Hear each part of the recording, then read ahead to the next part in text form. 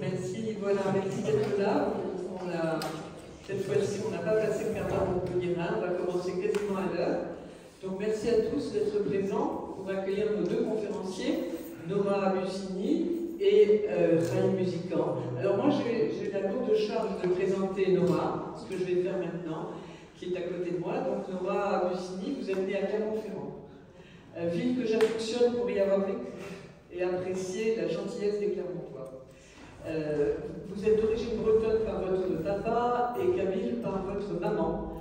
Vous avez entrepris des études de lettres modernes à la Sorbonne et à l'âge de 22 ans, tout en travaillant comme surveillante dans un collège de classe réseau d'éducation prioritaire, vous avez publié fin 2016 une douzaine de chroniques au journal Le Point en décrivant votre quotidien en tant que pionne. Et en 2018, vous publiez votre premier livre, Surveillante, journal d'une pionne de banlieue, récit autobiographique à la fois drôle et bouleversant.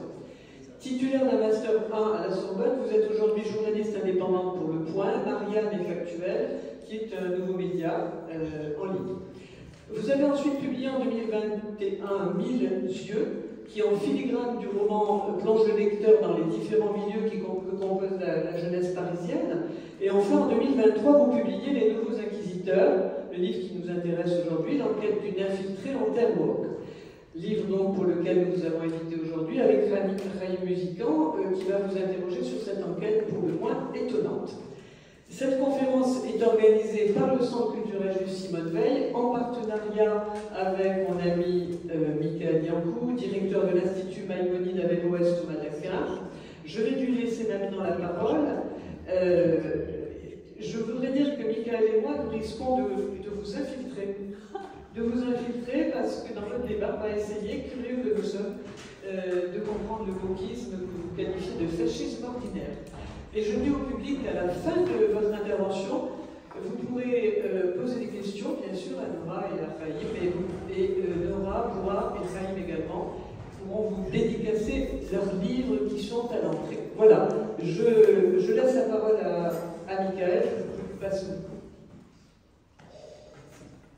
Merci Michel. Effectivement, on est heureux de cette collaboration entre deux associations fortes de la mosaïque juive montpelliéraine, le Centre culturel Jules Simone Veil et l'Institut Maïmonide à Vélo-Ouest au Madagascar. Quand Michel m'a proposé cette collaboration, j'ai répondu favorablement, d'abord parce que je connaissais Raïm Musican pour l'avoir reçu à 2 reprises avec Jean-Pierre Allani en 2017 et 2018, et puis collaborer avec Nora Bussini, son nom la précède, journaliste d'investigation au Point autour d'un sujet important, le wokisme. Donc nous avons dit oui dans un agenda relativement chargé, puisque nous recevions effectivement récemment Pierre-Yves Léger pour l'histoire du dialogue judéo-chrétien, puis ensuite on a participé à la commémoration du 30e anniversaire du génocide de Tutsi avec Vincent Duclerc, Marcel Cavanda, et puis effectivement aujourd'hui nous collaborons donc pour cette belle soirée autour du wokisme. Donc j'ai la charge, le plaisir effectivement de présenter Raïm Musican. Pour ceux qui ne le connaîtraient pas, son nom lui aussi le précède, c'est une figure du journalisme français, il est journaliste et écrivain. Il a été directeur général du CRIF, du Conseil représentatif des institutions juives de France, directeur du Bnei Brit d'Europe et du Bnei Brit de France. En 1977, il a même fondé le Centre d'information et de documentation Israël-Proche-Orient, le CIDIP. On lui doit de nombreux articles, une centaine d'articles pour des journaux juifs. Il a publié de nombreux ouvrages, dont certains sont ici et il se fera un plaisir de vous les dédicacer à l'issue de cette conférence débat. Il a publié donc plusieurs livres, dont Ehud Barak, Le Faucon de la Paix, en collaboration avec Paul-Henriette Lévy. Et il a publié aux éditions Glyph 3 ouvrages effectivement importants. Tout dernièrement, Les Magnifiques, un tableau de 80 personnages du monde juif qui ont marqué leur époque. Alors évidemment, il y a les incontournables, David Ben-Gurion, Golda Meir, Robert Badinter ou Bob Dylan, mais pas que. Donc, je vous engage à l'acquérir. Nous lui devons aussi 70 figures d'Israël, 1948-2018, qu'il a effectivement publié avec Jean-Pierre Lallier en 2018 pour l'anniversaire de l'État d'Israël. Et on pourrait aussi citer effectivement les combats de la LICRA, avec une préface de Jacques Poudon. Et nous l'avions reçu également en 2017 avec son compère, le journaliste écrivain comme lui, Jean-Pierre Allais. Voilà donc pour une brève présentation de l'un de nos deux orateurs. Nous leur cédons la parole et Laura Bussinir va répondre maintenant aux questions de Radio Occitanie. Bien, tout d'abord, merci à vous deux de nous recevoir et merci à vous tous d'être parmi nous. Alors, cet après-midi, on va vous faire des révélations, puisque grâce à Nora qui a donc publié ce livre, Les Nouveaux Inquisiteurs, on va essayer de vous dire, nous répondre à la question, tout ce que vous voulez savoir sur le wokisme et que vous n'avez jamais osé demander. Et donc, Nora, ce que j'ai envie, on se tutoie, donc on ne va pas faire semblant de ce que vous voyez, vous savez, comme à la télé où les gens ils se voient, ou par exemple, vous savez, lorsque vous regardez les questions au gouvernement, les députés et les ministres font semblant de se voyer, et puis après vous boire un coup à la buvette. Bon, donc nous on ne va pas jouer ce jeu, en plus on est en famille. Alors, Nora, isme, wokisme. Alors, on a connu le capitalisme, on a connu le socialisme, on a connu l'impérialisme. J'ai dû en oublier en route. Est-ce que le wokisme, c'est la nouvelle idéologie à la mode?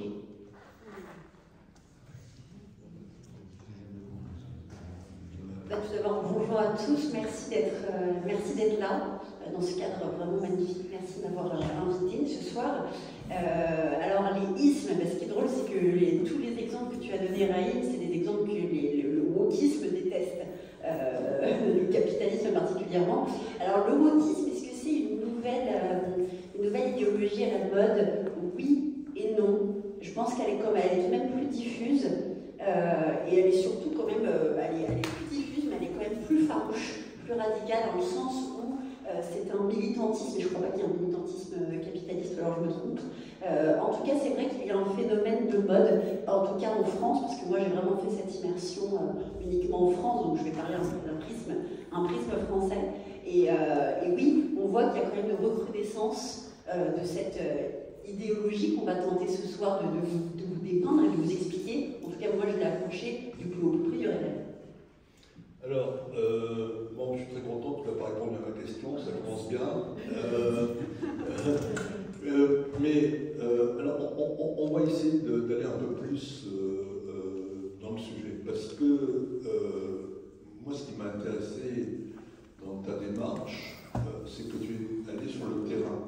Vous savez, ce qui est vraiment sympa, notamment sur les chaînes de télévision continues, c'est que vous avez toute une série de gens qui sont capables de vous parler de tout, de n'importe quoi, et qui ne connaissent pas le terrain. Alors, par exemple, on a eu 400 millions de gens qui étaient capables de parler il y a quelques années du coronavirus, mais qui n'avaient aucune qualification médicale. Ce sont les mêmes qu'on a retrouvés pour faire de très brillantes analyses sur les gilets jaunes. Là, peut-être qu'on a la sortie, c'est hier soir, je vais pas regarder la télé pour nous parler de l'Iran. Et c'est la même chose un petit peu sur le wokisme. C'est-à-dire qu'il y a des tas de gens qui sont capables de disserter sur ce mouvement, et mais qui en ont ce que j'appellerais une vision théorique, académique, universitaire. Ils sont prêts à vous faire une thèse de 300 pages, mais ils ne connaissent pas le terrain. Alors moi, ce qui m'a intéressé, c'est que toi, tu es allé sur le terrain.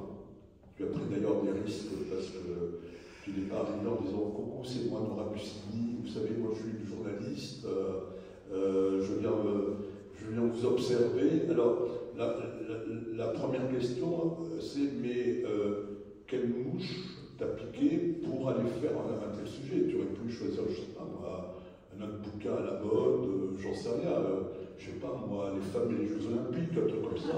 Alors, pourquoi ce sujet? Ouais, c'est vrai que ça peut faire en plus débat ça aussi. Oui, alors effectivement, moi c'est vraiment que du terrain. J'admirais beaucoup, j'ai lu beaucoup d'essais, de notes qui parlent du wokisme en France, du wokisme aux États-Unis.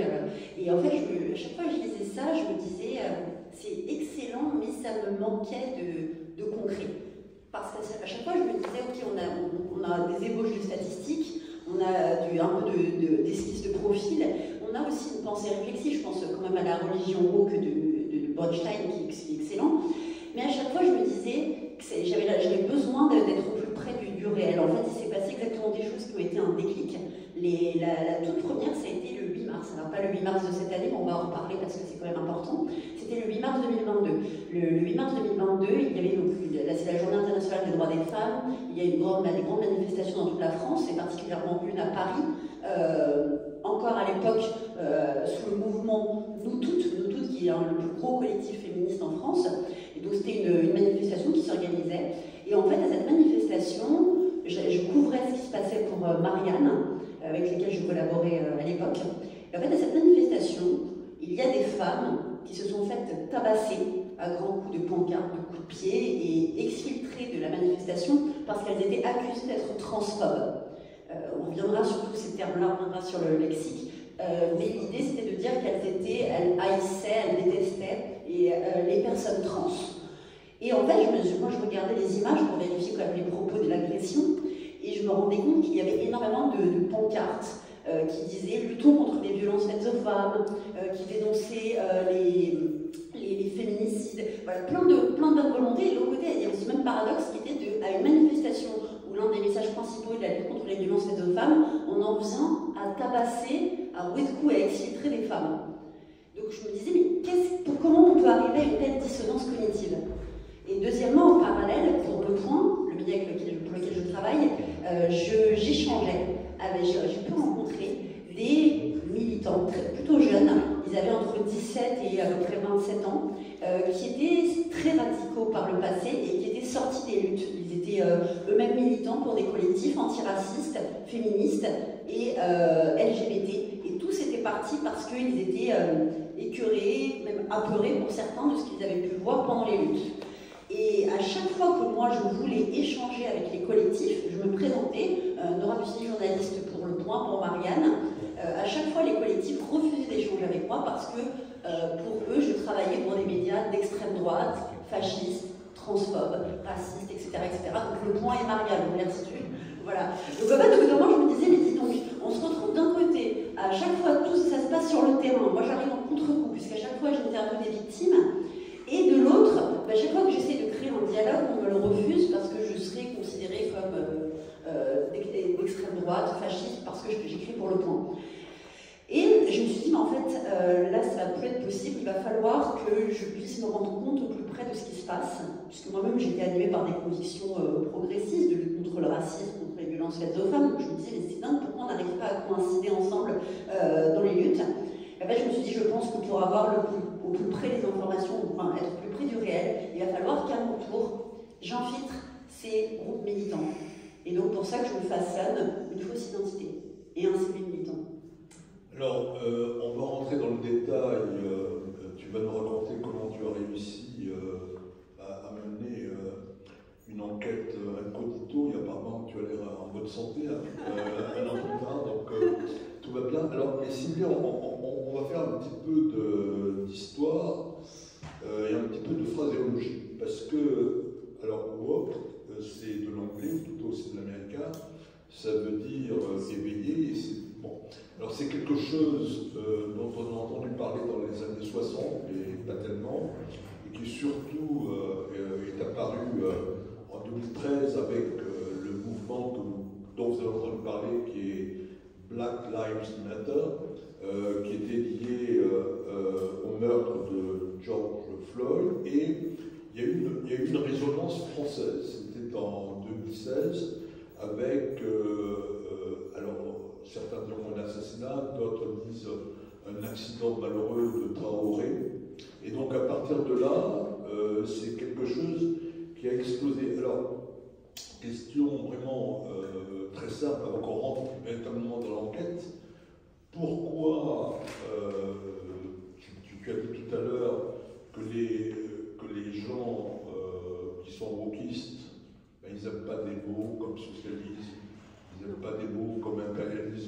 je ne vais pas prononcer un gros mot qui s'appelle sionisme. Excusez-moi. Oh mon Dieu, pardonnez-moi. Mais alors, question d'une grande naïveté, comme je sais les poser. Bon, s'ils sont anti tout ça, anti-impérialistes, anti-américanistes, on ne sait jamais, pourquoi ils ont choisi un terme américain? Je n'ai pas compris. Oui, alors déjà c'est parce qu'il y a beaucoup, quand même, on parle beaucoup en termes anglais, encore plus dans les jeunes générations, on voit des anglicismes partout. Et surtout parce qu'en fait, donc, tu l'as très bien rappelé, Assa Traoré, quand elle a perdu son frère, elle s'est appropriée, enfin, elle a calqué le décès de George Floyd sur celui de son frère en imposant une grille de lecture américaine à un événement français.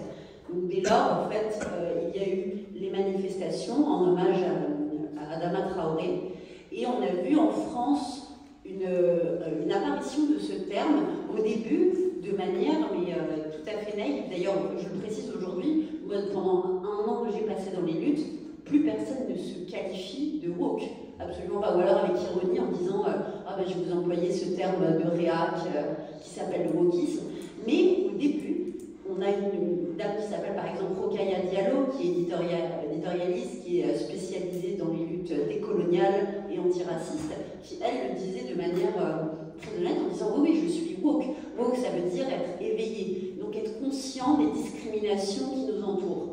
Ce qui déjà dès lors démontre quand même un petit peu de différence. Parce que ça veut dire quoi? Moi je suis donc pas woke, je suis donc endormie, mais pourtant je pense être consciente du racisme, être consciente des discriminations qui m'entourent. Donc en fait ça fait un petit peu, ça met dans une posture flatteuse les woke qui disent qu'eux ils sont un petit peu au stade au-dessus. Et ça on va pouvoir le voir après. Alors c'était ça ta question, c'est bon, j'ai répondu. Ça va, maintenant j'ai peur de plus répondre. Oui, tu peux rester. Alors effectivement, juste avant, je fais monter le suspense là, parce que les aventures de Nora au pays des woks, on dirait les aventures de Tata. C'est marrant. Mais c'est pas rigolo. Mais alors, écoute, on va quand même essayer de prendre une définition, et tu vas me dire si cette définition te convient. Alors, tiens, Michael, toi tu es plutôt l'adepte du Larousse ou du Petit Robert? Ça dépend, j'en ai un au bureau et un autre à la maison. Bon, voilà, c'est ça, c'est comme les gens qui disent toi tu manges de la viande ou du lait, quoi. C'est la même histoire. Bon, alors je vais vous donner deux définitions woke, et tu vas me dire, vu ton expérience, quelle est celle qui, au fond, te semble être la bonne. Alors, évidemment, c'est la version 2024, autrement c'est pas rigolo. Hein. Alors je vous donne la version du Larousse. Alors Larousse nous dit que c'est un mot d'argot afro-américain qui signifie en éveil, se dit d'un courant de pensée dénonçant toutes les formes d'injustice et de discrimination subies par les minorités ethniques, sexuelles ou religieuses. Le Petit Robert nous dit que c'est un anglicisme et dit woke, c'est celui qui est conscient ou offensé des injustices et des discriminations subies par les minorités et se mobilise pour les combattre, parfois de manière intransigeante et surtout péjorative. Ça peut être compris comme une forme de dire dénigrement. Alors, quelle est la meilleure définition à la suite de ton enquête? Moi, je me reconnais plus dans la seconde, parce qu'il y a le terme offensé. Et ça, le terme offensé, c'est un terme qui a quand même décimé une partie d'une rédaction, à savoir celle de Charlie Hebdo, puisqu'on peut la reprendre allègrement. Offensé, aujourd'hui, c'est ce qui fait vraiment le cœur de ce militantisme. C'est que pour la moindre chose, le moindre fait est vécu comme une offense, une discrimination, et vient placer les gens selon des questions de privilège et d'oppression. Ou encore la personne privilégiée, la personne oppressée, la personne discriminée. Donc moi je me reconnais plutôt dans le deuxième. J'ajouterais quand même une chose, parce que pour l'avoir vécu concrètement, je peux le dire en tout cas en France, qu'il s'agit de militants d'extrême gauche qui répondent à deux partis politiques que sont les partis LFI et le parti du NPA. Parce que je reste quand même journaliste, donc j'essaie d'être très factuelle. Moi je sais qu'on m'a même carrément dit lors d'un événement, parce qu'on était en pleine présidentielle lors de cette immersion, en partie, on me disait, t'es parti voter, c'est bon, t'as voté LFI, et c'était vraiment, il y avait beaucoup de pancartes, on avait même des personnes qui participaient, qui appartenaient au mouvement de la NUPES. Et alors, depuis le 7 octobre, n'en parlons pas, mais ça, on y reviendra plus tard. Bon, alors donc, là on entre vraiment dans le vif du sujet. Maintenant, tu vas, au fond, te créer une nouvelle image, une nouvelle personnalité pour entrer dans ces milieux-là. Alors, autre question naïve, hein. À l'époque, tu es journaliste, tu fais des papiers pour Le Point, pour Marianne. Là, j'ajouterais qu'aujourd'hui, en 2024, Nora est l'une des principales collaboratrices de ce que j'appellerais le journal de résistance qui s'appelle Franc-Tireur. Et je crois qu'il faut vraiment la féliciter pour être entrée dedans. Et qu'entre-temps, elle a quitté Marianne qui s'est perdue en route. Bon, ça, c'est le débat. Et donc, voilà, alors, tu vas faire cette enquête. Alors, comment ça se passe? Est-ce que le journal, à moins que tu étais pigiste à l'époque, te dise, bon, ben, ciao, on se revoit dans un an, comment ça se passe? Alors oui, moi je suis journaliste indépendante, donc c'est-à-dire que je collabore avec en fait un peu qui je veux quand je veux, mais toutefois c'est vrai qu'avec Le Point et avec Marianne, j'ai quand même une régularité qui fait que Le Point, j'ai une chronique par semaine, je suis vraiment dans la rédaction, je collabore avec mes collègues, mais là à l'époque en fait on était quand même dans un contexte où je pouvais en parler à pas grand monde, parce qu'on le sait, quand on fait une immersion, quand on est sous une fausse identité, on peut très vite être démasqué. Et d'ailleurs, moi j'ai failli être, je le raconte dans le livre, reconnu à 2-3 reprises. Mais ça se prépare, comme tu le disais. J'ai fait exprès en amont de faire une cure médiatique. Mon dernier livre, où j'avais eu la chance d'avoir une très belle promo, surveillante, que Michel a cité tout à l'heure, remontait, j'ai fait exprès de faire pas ou très peu de plateaux télé, des radios, je les faisais par téléphone, et c'est ce que je fais encore aujourd'hui, hein. J'ai fait de la promo pour ce livre-là, j'ai eu aussi la chance d'avoir une belle promo, mais là maintenant, quand on travaille sur le terrain, c'est vrai qu'il faut éviter que son visage soit très régulièrement présent, parce que moi je vois mal mes consoeurs et confrères qui sont à la télévision toute la journée ne pas être reconnaissables très facilement. Et l'idée vraiment d'une immersion, d'une investigation, c'est de se fondre dans le décor pour que les personnes puissent agir de la même manière que si tu n'avais pas été là. Et c'est pour ça que tout le long du livre, moi je fais en sorte que les choses, même quand elles sont illégales, se déroulent de manière à ce que je n'intervienne pas. Et donc ça c'est aussi quelque chose qui se prépare, parce que si on se fait arrêter par les forces de l'ordre, qu'est-ce qui se passe? Ça c'est une question à laquelle j'ai failli me retrouver confrontée. Ça, on y reviendra aussi. Alors, donc, tu veux infiltrer. Et donc, infiltrer, c'est pas dire coucou, j'arrive avec ma carte de presse. On est d'accord. Bon, on est.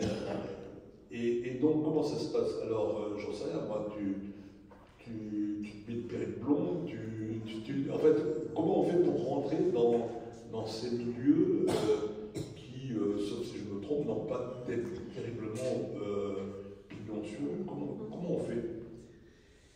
Ce qui est marrant pour la perruque, c'est que justement c'est ressorti parce qu'une seule fois j'ai testé de mettre une perruque rose pour voir, et du coup c'est devenu une sorte de mème sur tous les réseaux sociaux, enfin même une image un peu de référence, mais voilà.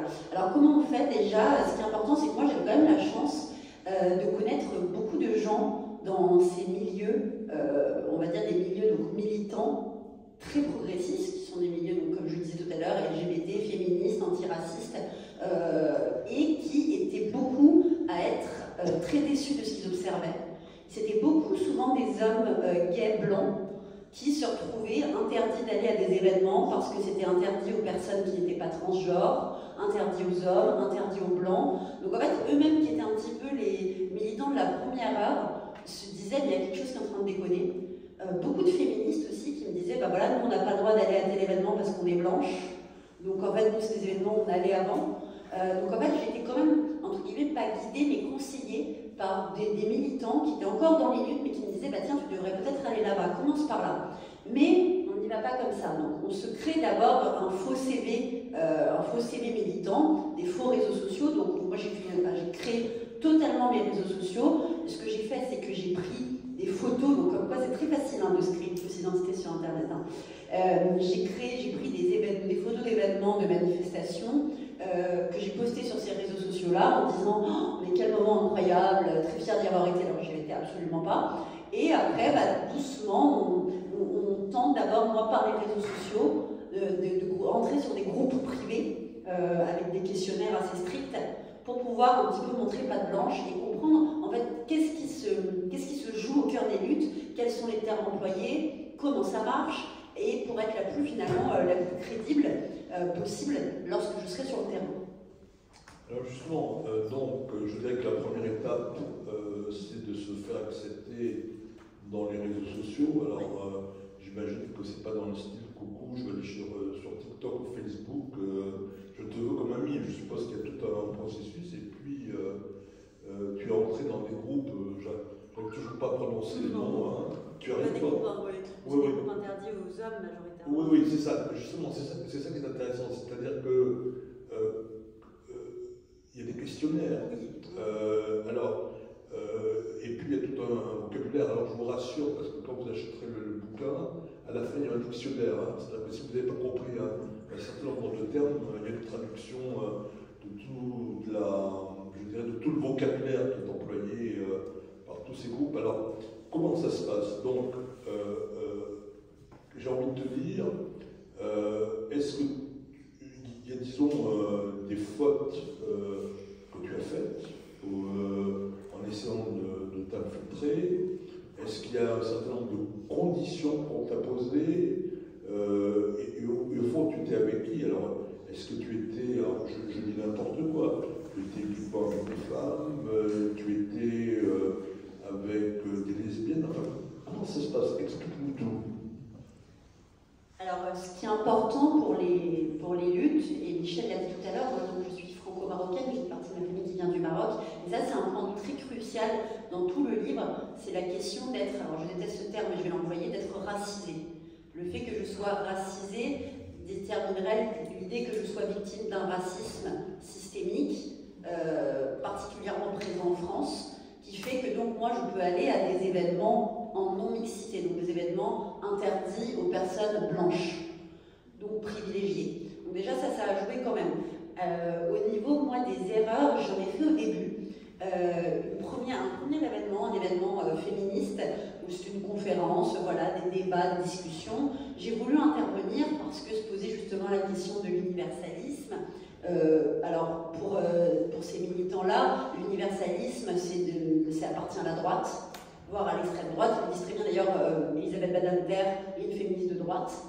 C'est ainsi que c'est présenté. Et pour eux, donc, aujourd'hui, rien ne vaut que l'intersectionnalité des luttes. L'intersectionnalité, on pourrait en parler des heures, mais pour expliquer un peu factuellement, c'est l'idée qu'en fait, toutes les luttes militantes et toutes les oppressions sont liées ensemble. Par exemple, une personne qui est noire et qui est lesbienne subit à la fois et le racisme et l'homophobie.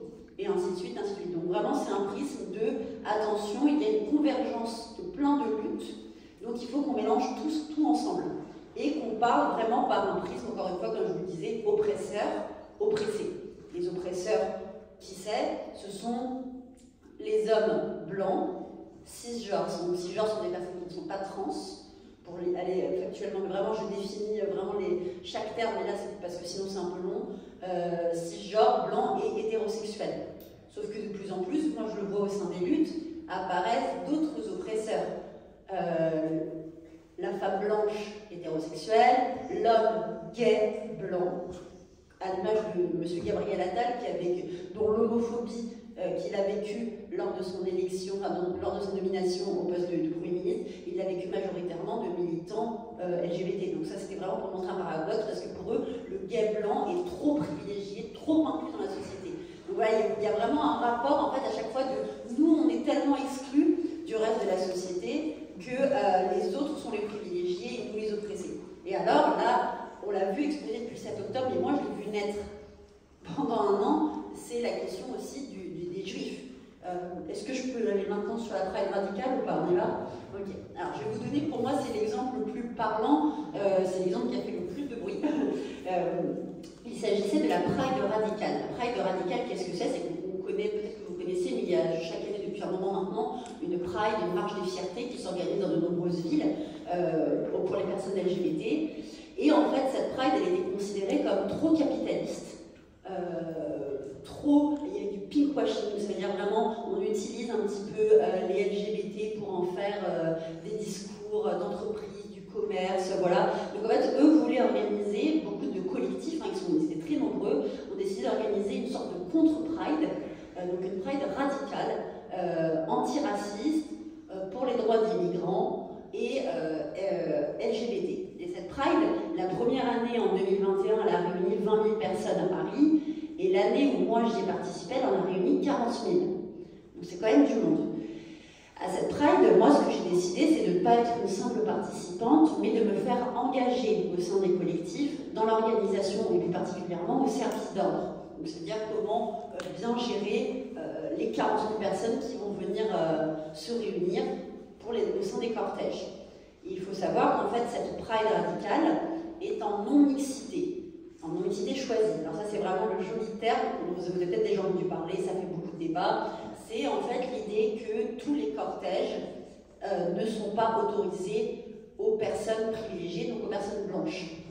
Et moi mon travail, comme je le disais, le travail non parce que j'étais bénévole, mais mon rôle en tant que franco-marocaine, c'était d'aller voir des gens blancs et leur demander d'aller en fin de cortège là où était leur place, puisque les cortèges de départ n'étaient autorisés qu'aux personnes dites racisées pour qu'elles restent entre elles, vu que tout le reste de l'année elles sont tellement violentées et oppressées que là elles doivent être en tête de cortège et les autres en fin de cortège.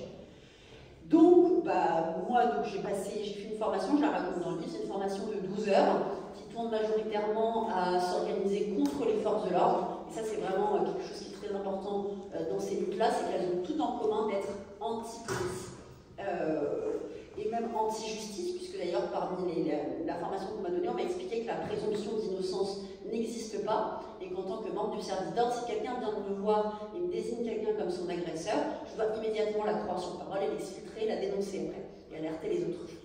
Donc, cette Pride radicale se tient le 19 juin 2022. Et donc, avec ma binôme, parce qu'on est plusieurs organisateurs, on est chargé de faire respecter la non-mixité, donc trier les gens selon leur couleur de peau et leurs origines. Il faut savoir que c'est là que la question des Juifs a été clairement posée par les organisateurs, puisque l'année précédente, les Juifs étaient, désolée de parler comme ça, mais c'est comme ça que ça a été dit, étaient triés avec les personnes privilégiées, mais cette année ils se disaient mais où est-ce qu'on les met finalement? Est-ce qu'on les met parce qu'ils sont quand même privilégiés, mais en même temps ils vivent de l'antisémitisme?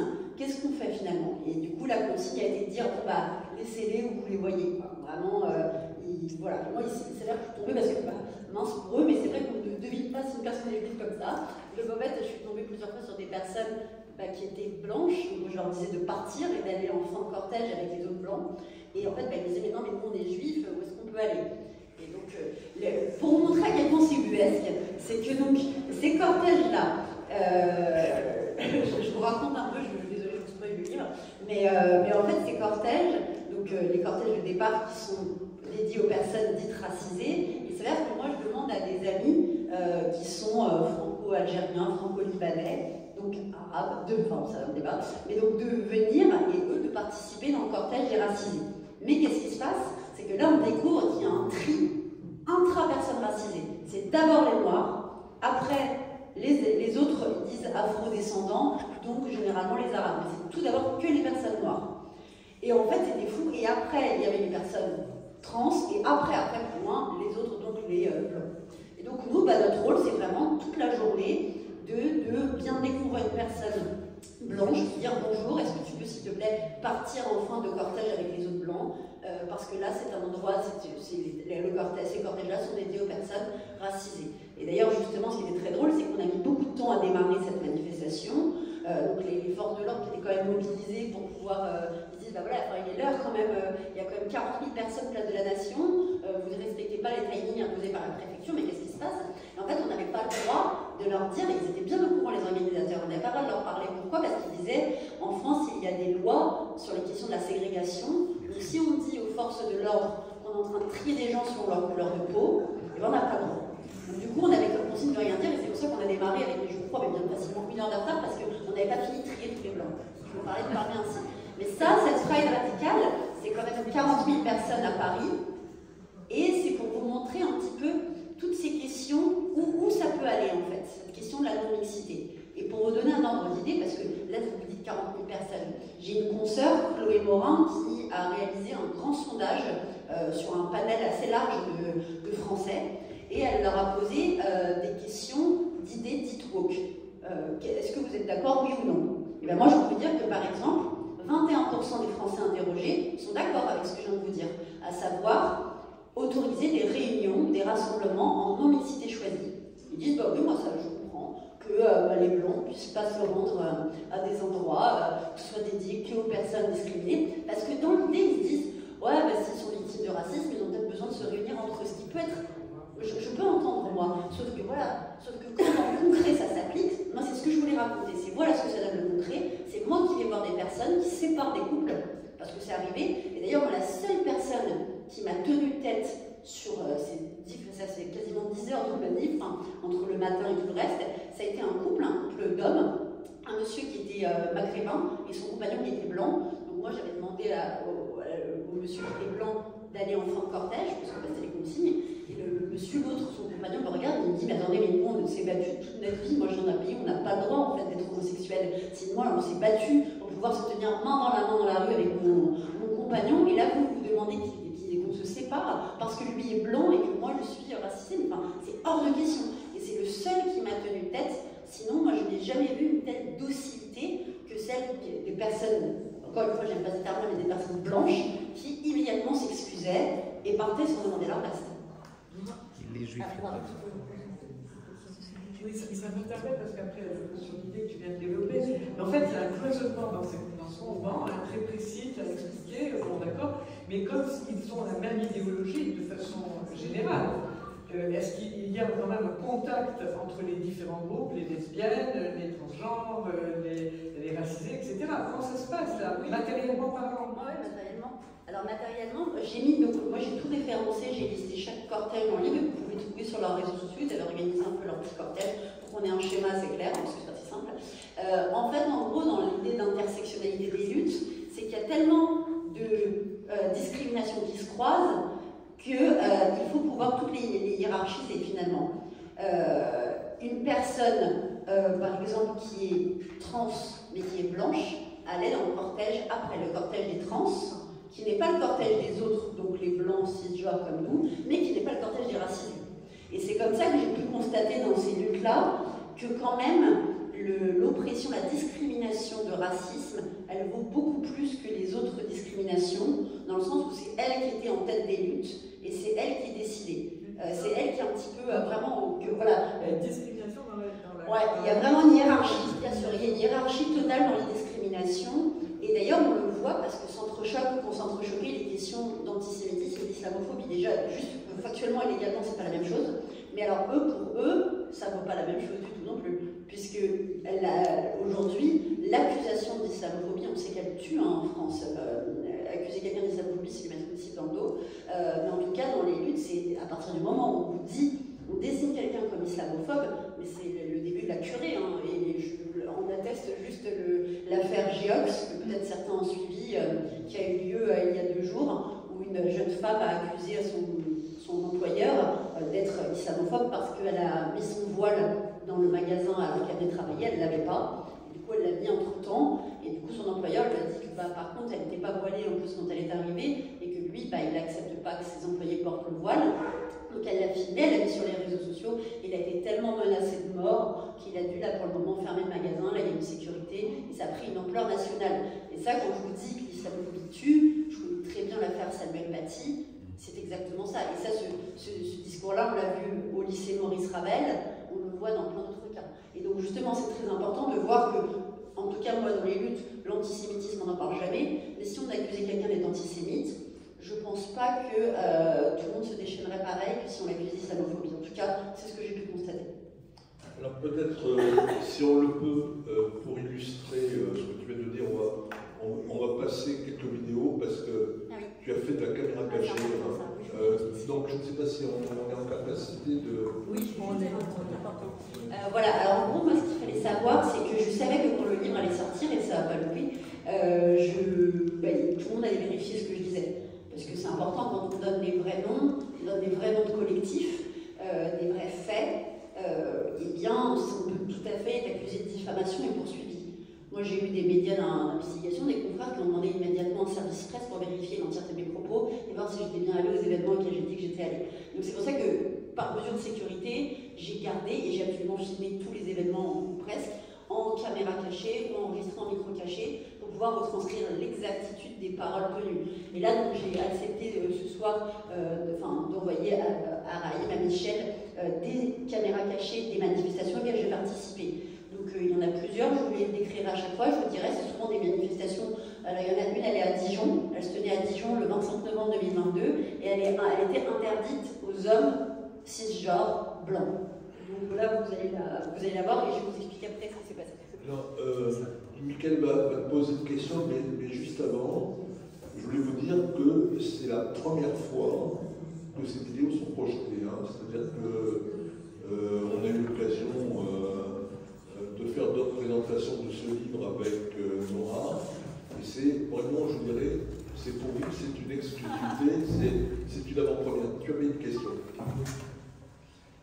Est-ce qu'il y a des figures qui émergent de ce mouvement woke, de ce nouveau mouvement qui veut apporter peut-être pas en douceur, on viendra sur le terme des inquisiteurs, sans douceur ce changement sociétal, déconstruire l'image du mâle blanc, colonialiste et esclavagiste? Est-ce qu'il y a des figures qui émergent? Oui, c'est beaucoup. Mais non.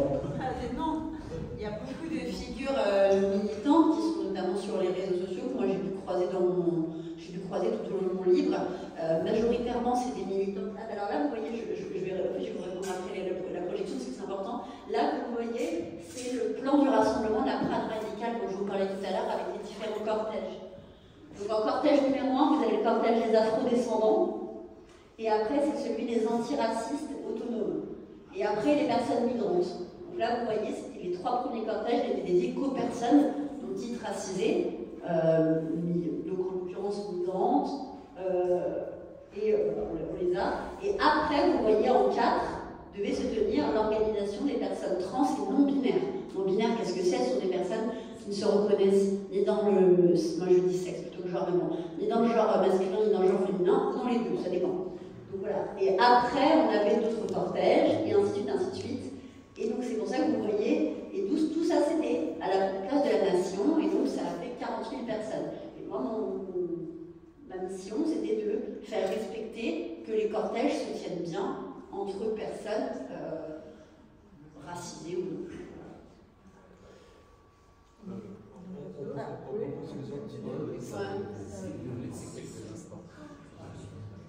Alors oui, donc il y a des figures qui émergent. Moi, je pense qu'il y a quand même Madame Rokhaya Diallo. Je vais donner des noms. Après, c'est peut-être mon prisme à moi. Vous allez dire que pas du tout. Mais on le sait quand même, Madame Sandrine Rousseau a des postures qui peuvent tout à fait correspondre à ce qu'on peut dire d'une personne. Donc là,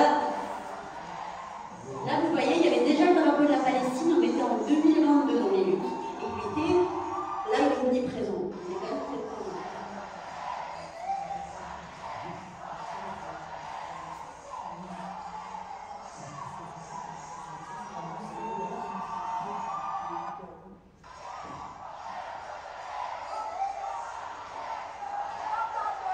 Ah là, c'est important. Donc c'est sur Monsieur Gérald Darmanin.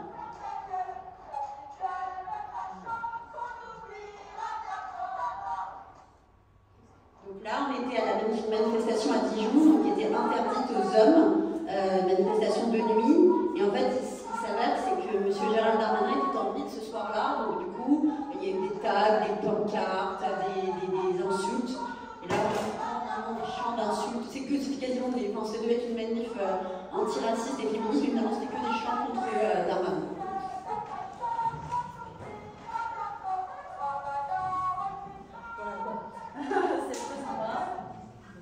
Voilà. Du coup, donc on a des manifestations. Pour l'anecdote, je vous raconte plus cette manifestation à Dijon. Parce... Ah, là voilà, on l'a.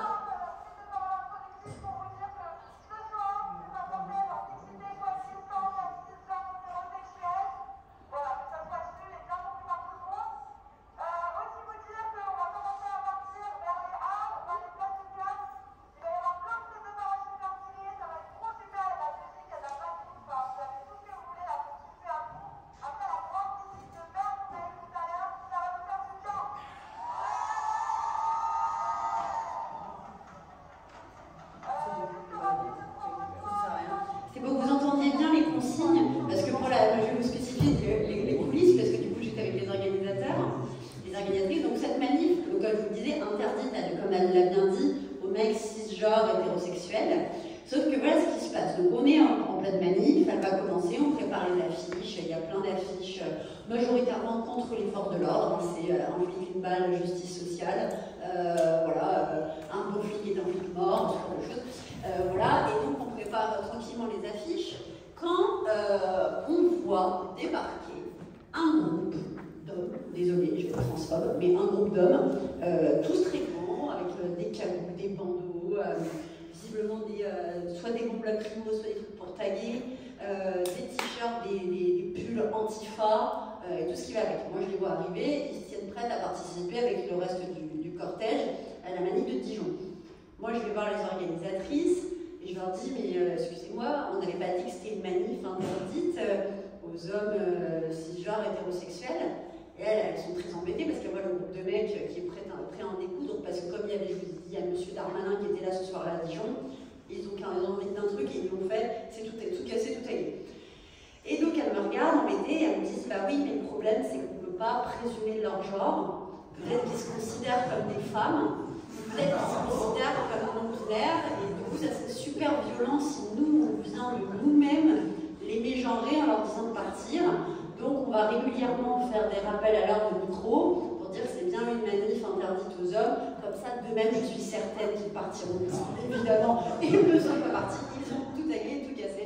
Et voilà. Mais au moins, ils n'ont pas été mégenrés, et c'est le principal.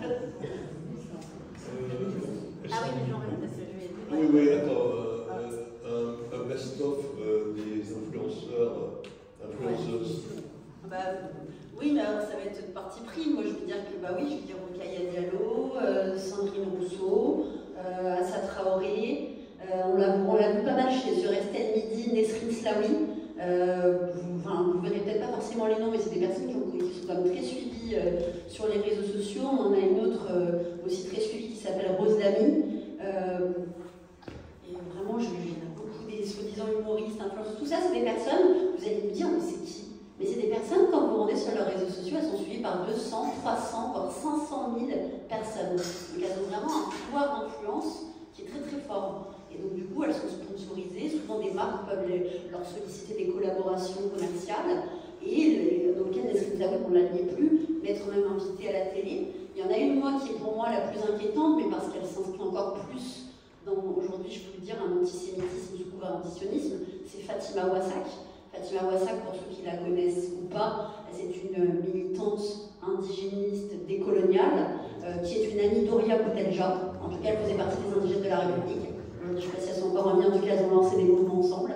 Et elle faisait partie de ceux qui organisaient des manifestations à Paris pour la Palestine et qui appelaient le Hamas la résistance palestinienne. Voilà. Mais tout ça, on va y venir après parce que c'est très important. Moi, c'est sorti, il y a eu le 7 octobre. Et tout ce que j'ai pu dire avant, tous ces noms-là et tous ces collectifs-là, ils sont trouvés épinglés dans plein de propos et plein de faits antisémites. Et un des plus importants est le 8 mars 2024, et ça on en reparle aussi après.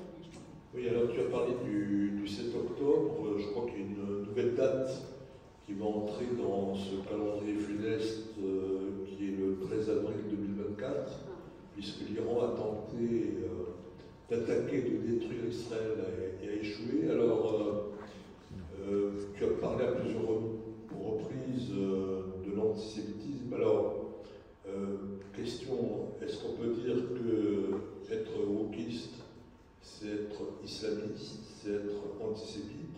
Et est-ce qu'au fond, hier, pendant un moment, tous ces groupes-là n'auraient pas préparé un feu de joie si l'Iran avait réussi à détruire Israël? C'est une très bonne question. Alors, islamiste, non. Pourquoi? Parce qu'ils ne se rendent pas, ils n'adhèrent pas à des luttes, mais ils sont diligentés. Et alors ça, je pourrais en parler des heures, je me spécialise sur les questions des réseaux fréristes, donc des frères musulmans, et on voit qu'il y a un discours très ténu de ces frères musulmans qui vont un petit peu diligenter des accusations en islamophobie pour tout le monde. Sauf que ces petits groupes-là, ils ne sont pas foncièrement islamistes, mais c'est juste qu'ils ne se rendent pas compte qu'ils recrachent un discours et une doctrine qui l'est. Antisémite, oui.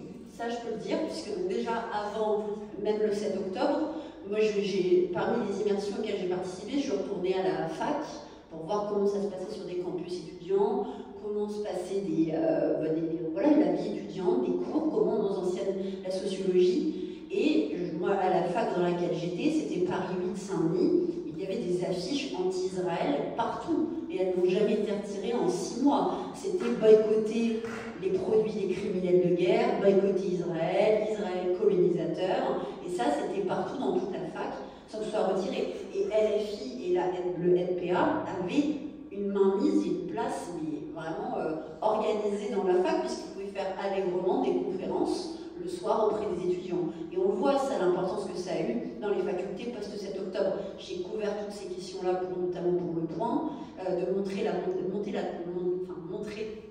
l'antisémitisme dans les facs, alors jusqu'à son explosion. Et on le voit tout récemment avec l'affaire Sciences Po, que j'ai pu également couvrir longuement, et dont on pourra évidemment parler, parce qu'en fait, tout est très important. Pourquoi, depuis tout à l'heure, je vous dis qu'il y a une convergence des luttes, c'est parce que c'est réellement le cas. Tout le discours qu'on entendait avant, qui était contre la France, en nous reprochant qu'on était un État blanc, privilégié, colonisateur, oppresseur, violent, capitaliste, raciste, tout ce que vous voulez, ça a été exactement projeté pareil envers Israël. Et d'ailleurs, c'est pour ça qu'il reproche à la France d'être un soutien d'Israël. Et quand on est des militants comme ça, qui sont des militants, c'est pour ça que le terme mot, je n'emploie pas trop parce que ça perd beaucoup. Moi, je veux dire, c'est des militants d'extrême gauche qui veulent s'attaquer à nos démocraties, puisqu'ils ne croient pas en la justice. Comme je vous disais tout à l'heure, la présomption d'innocence n'existe pas. On voit 29% des personnes interrogées sont d'accord qu'on censure des œuvres jugées offensantes, ce soit Roald Dahl et Charlie la chocolaterie, que ce soit Harry Potter, dont J.K. Rowling est accusé de transphobie, et plein d'autres choses. Donc voilà, ils s'attaquent à la justice, ils vont s'attaquer aux forces de l'ordre. Les forces de l'ordre, c'est vraiment le noyau commun de toutes ces places, c'est une haine du flic, parce que le flic, qu'est-ce qu'il représente? Il représente une personne. L'innocence des enfants en Palestine, quand même. Merci. Il représente une personne oppressée. C'est même pas une question, hein. Je peux tout parler des enfants en Palestine. Voilà. Désolée, ça vous gêne.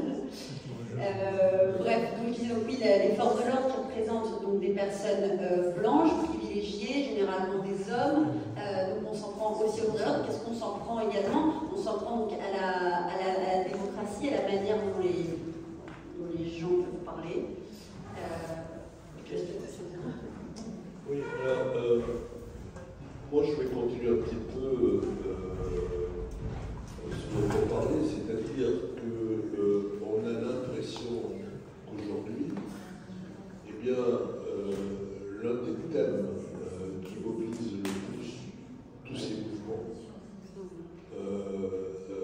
c'est effectivement cette idée de vouloir déconstruire avec, je dirais, beaucoup de haine, tout ce qui peut être occidental, tout ce qui peut être blanc, et manque de chance, les juifs qui sont blancs et occidentaux pour une grande partie, donc on y va. Alors, tu as dit, tiens, il n'y a pas très loin les frères musulmans, tiens, il n'y a pas très loin NPA, tiens, il n'y a pas très loin LFI. Alors, oui, extrême gauche, c'est ça. Et encore, j'ai oublié Lutte ouvrière, qui est crédité de 0,99% pour les prochaines élections. Donc, il n'y a plus de travailleurs, travailleuses. Et donc, la question, tu as beaucoup parlé à plusieurs reprises de convergence des luttes. Mais est-ce qu'on ne pourrait pas remplacer le mot de convergence des luttes par convergence de vouloir détruire la société française? Oui, tout à fait, parce que eux, c'est tout détruire pour repartir sur des bases saines.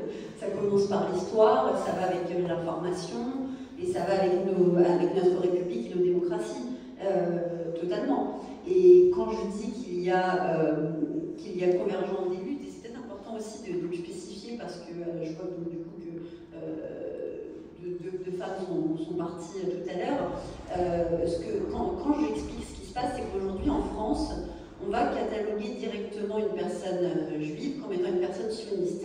Et on voit vraiment revenir un discours qui était le même à l'époque. Maintenant, on entend beaucoup moins le sale juif, mais on va, pour pouvoir autoriser les pires exactions et les pires violences, on va dire sale sioniste. C'est ce qu'on a vu à Sciences Po, dans l'amphithéâtre, quand une femme juive est arrivée et qu'elle a directement été accusée d'être une sale sioniste et qu'elle a été exfiltrée de l'amphithéâtre. On l'a vu également le 8 mars 2024, là récemment. Moi, j'ai couvert l'événement, j'ai pu échanger avec les femmes victimes après. Donc c'était vraiment, là je vais être tout à fait, encore une fois, factuelle. C'était une manifestation pour la Journée internationale des droits des femmes.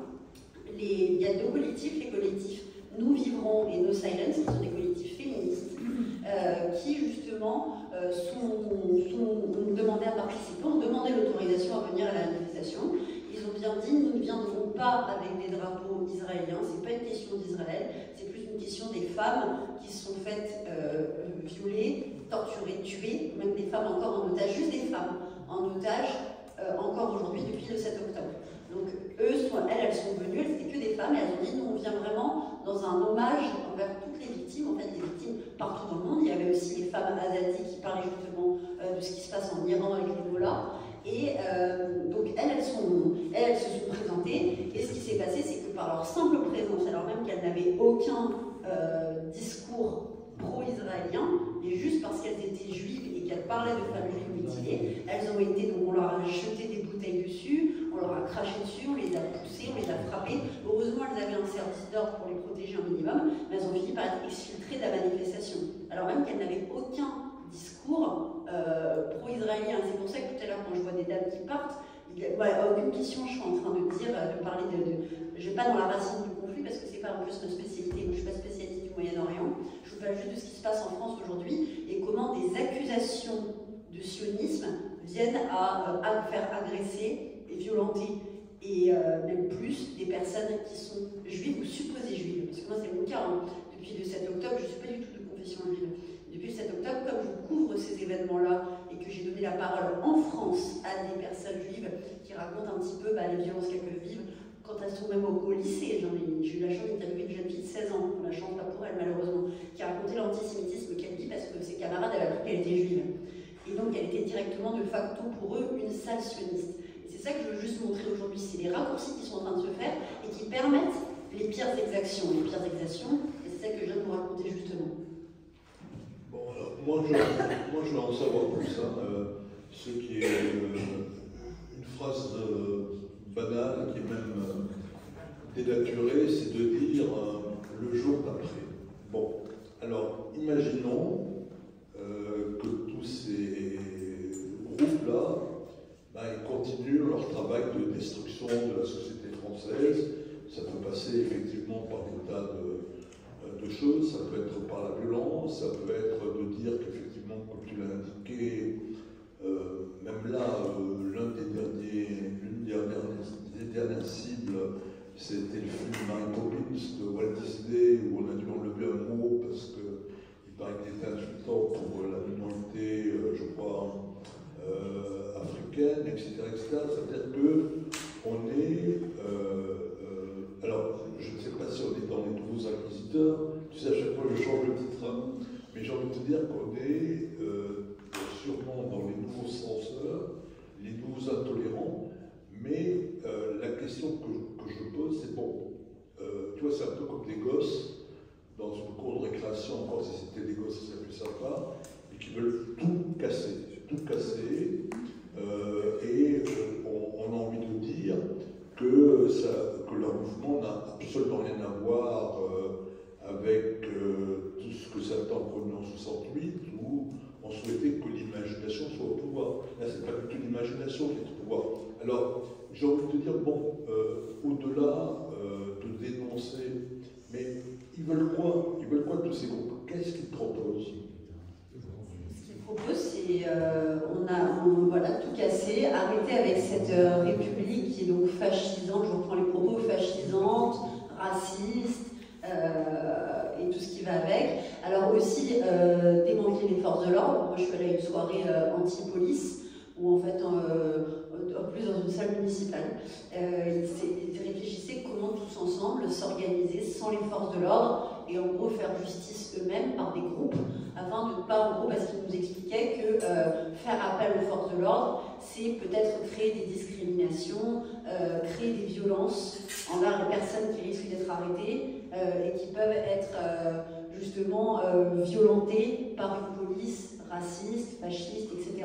Donc déjà, on a quand même l'idée de se faire justice soi-même, de démanteler les forces de l'ordre, ne plus croire en la justice. Il y a des choses que je peux entendre aussi, parce que c'est très compliqué aujourd'hui, les jugements, mais de là à dire on se fait justice soi-même et la présomption d'innocence n'existe pas, c'est toute autre chose. Et ensuite, c'est quand même des personnes qui, juste à part tout casser, initialement, elles n'avaient pas grand-chose, mais comme elles sont maintenant quand même diligentées par des personnes qui ont des aspirations politiques et qui ne veulent plus de notre République telle qu'elle est, ça peut entraîner effectivement d'autres choses. Alors moi, je ne suis pas sociologue, mon travail c'est vraiment de raconter ce que j'ai vu, mais ce que je peux juste dire, c'est que oui, ça tend vers une anarchie où les anarches de l'époque, ils avaient leur lutte à eux, mais sauf que là, comme j'en parle depuis tout à l'heure dans la convergence des luttes, ça regroupe beaucoup plus de monde finalement.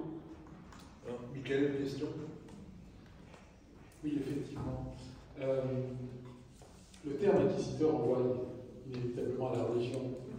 C'est une religion qui est en vogue, elle a beaucoup d'audience, et notamment auprès de la jeunesse. Est-ce que vous êtes, inquiet, puisque vous devez faire preuve de retenue, d'analyse objective, mais est-ce que vous prédisez un grand avenir à ce mouvement venu d'outre-Atlantique ou pas?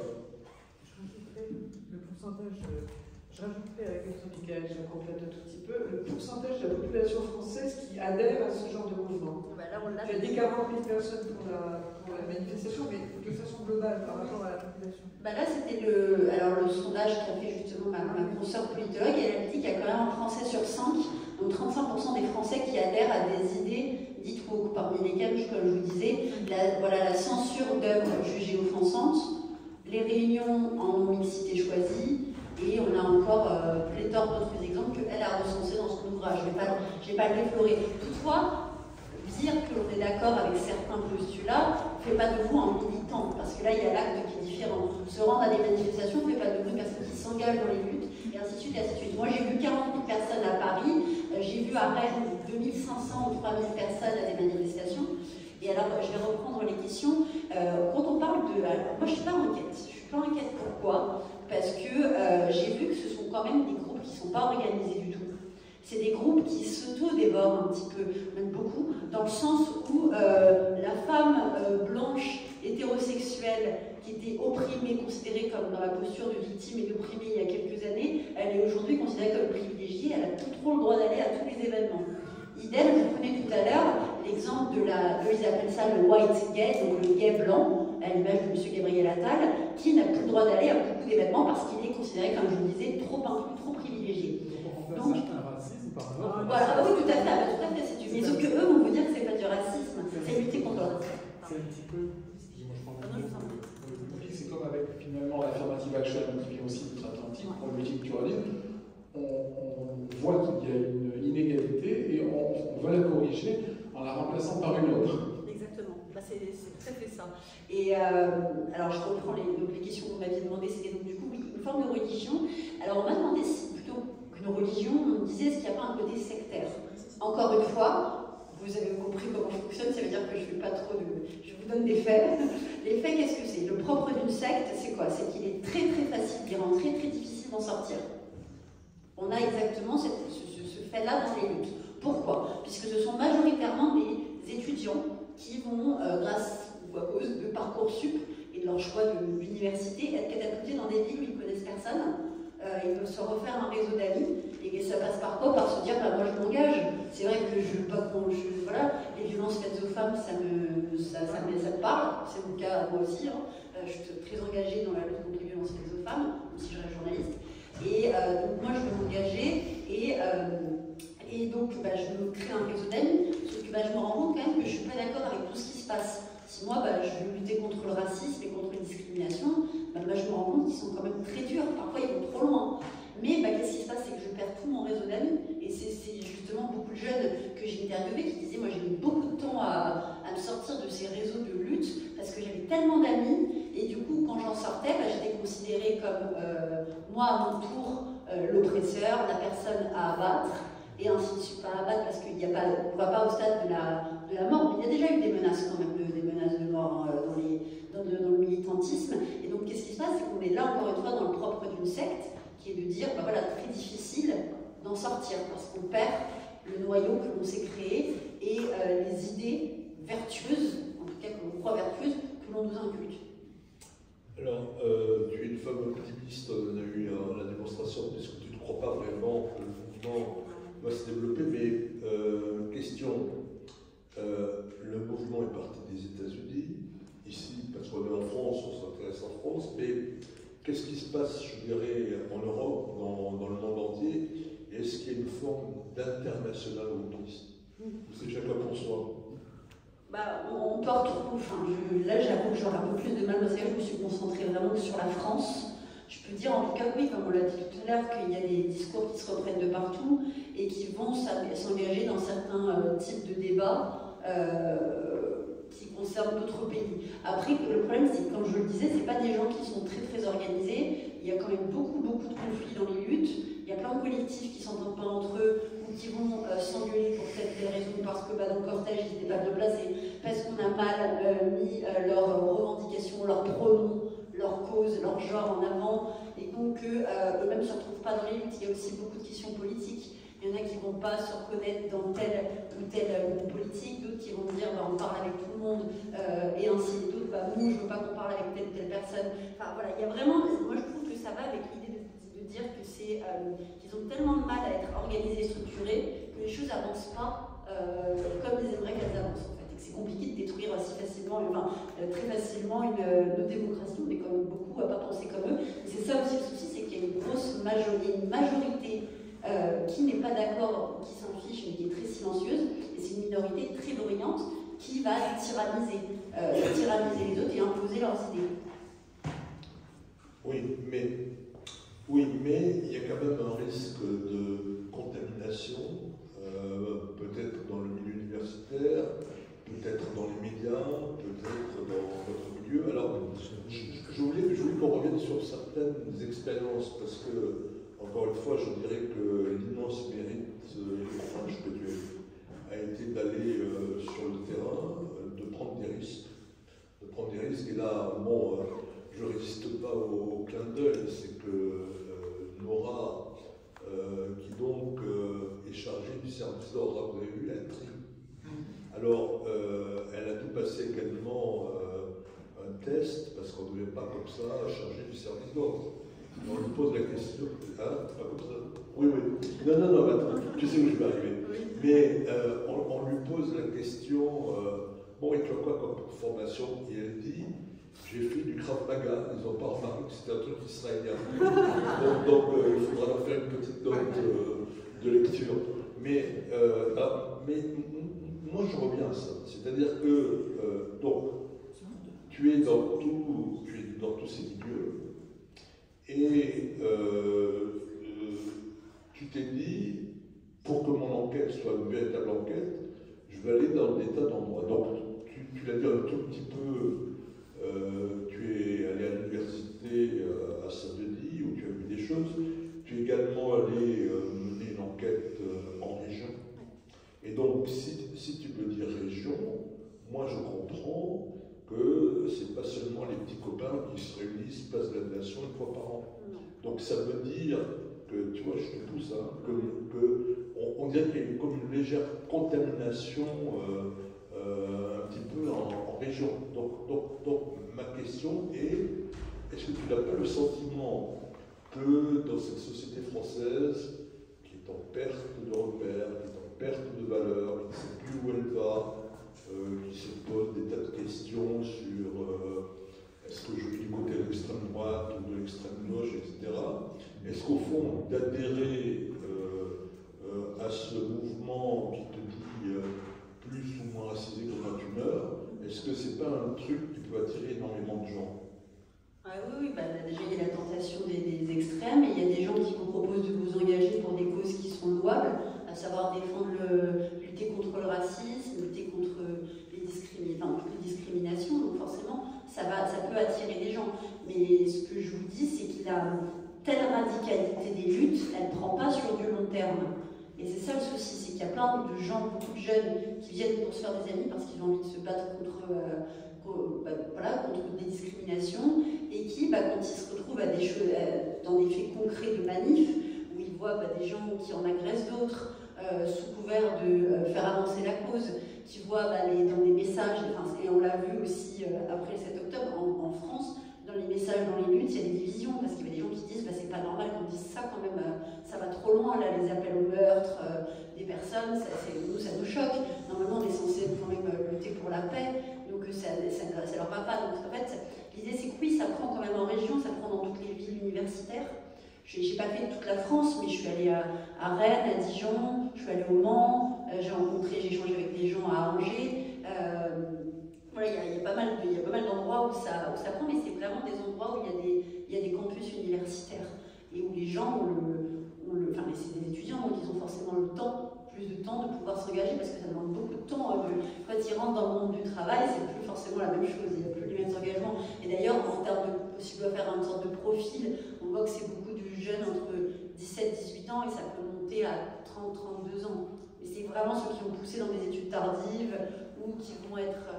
mais il y a, je vais le dire, quand même, je l'ai été, il y a quand même beaucoup de profs, mais de profs qui sont contractuels, donc remplaçants, ou à mi-temps. Voilà. Oui, parce que, essayons d'avoir beaucoup d'avance. C'est que, par exemple, tu es allé à Saint-Denis, je crois que tu es allé suivre des cours de sociologie. Oui. Et, sociologie, il n'y a pas tellement de débouchés. Et dans cette crise, on va dire comme ça, d'évocation où France Emploi, vous voyez, je suis à l'ordre, c'est plus Pôle Emploi, c'est France Travail plutôt. Eh bien, qu'est-ce qui se passe? C'est qu'on engage donc des étudiants de sociologie. Vous avez vu que la dernière proposition, c'est plus 3, je crois, maintenant. Donc, on risque d'avoir des étudiants qui sont quelque peu déformés par le repli, qui vont enseigner à nos enfants, à nos petits-enfants, ce qui se passe. Alors, question,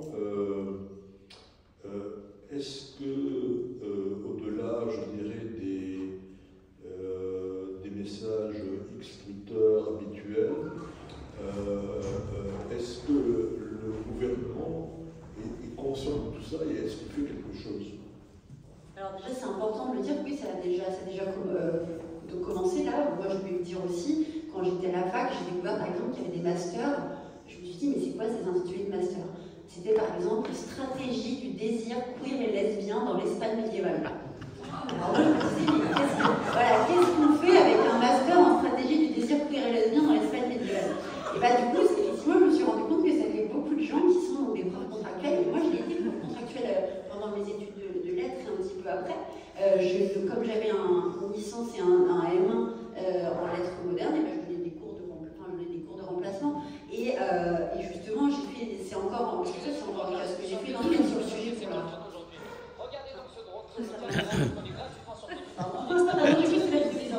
Oui, alors ça a donné justement, on a vu qu'il y avait justement beaucoup de profs contractuels qui sont militants très engagés aussi à côté. Et en fait, là où je l'ai vu, c'est qu'ils adhèrent à des associations, mais des associations qui ne sont pas agréées par l'Éducation nationale, parce que l'Éducation nationale est quand même assez, pour la connaître un peu, est assez dépassée.